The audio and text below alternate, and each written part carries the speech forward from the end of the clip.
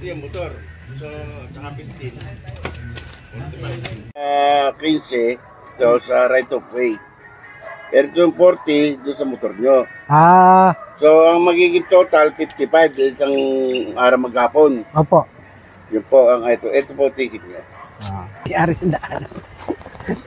Alam nyo, mga tol, ang daming pagbabago dito ngayon sa mga swimming natin. Nakita nyo yung mga ano na yan, bibi na yan. Dati wala yan eh. Oo. Ngayon nandyan na.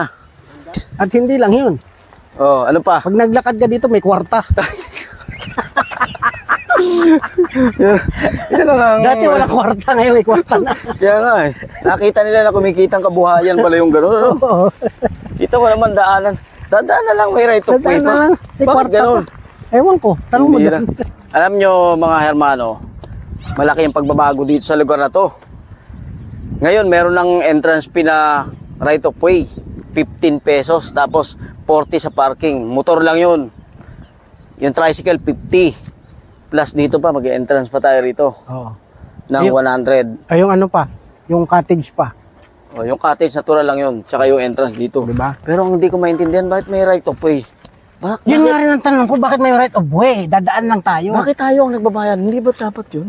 Oo nga. Kailangan nating batikusin natin yan. Wala naman nanonood sa atin, hayaan mo na. Mo na yan.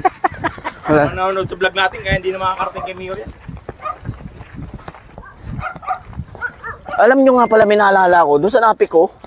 Napiko ba yun, tawag doon? Napiko. Upiko. Kasi nung private yun may nagpapabayad sila ng 10 pesos per sasakyan. Kuya minsan 20. Nayari sila ng munisipyo, pinasara. Ganon din kaya dito? Kasi yung cottage po depende sa bilang mo. Dalawa lang po yung daday, 6 lang kami.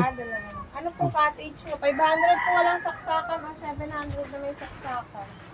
Yung wala nang saksakan? Pwede na yun, di ba? Kayo na lang magsaksakan. Baka naman pwede may discount kami dyan. Mga senior citizen na kami. Kalisa. Meron ng right of way ngayon dito. Po right mo na nga may bayad pa, di ba? Kaya nga, ba't ganun? Ayaw kasi nila padaan, sir.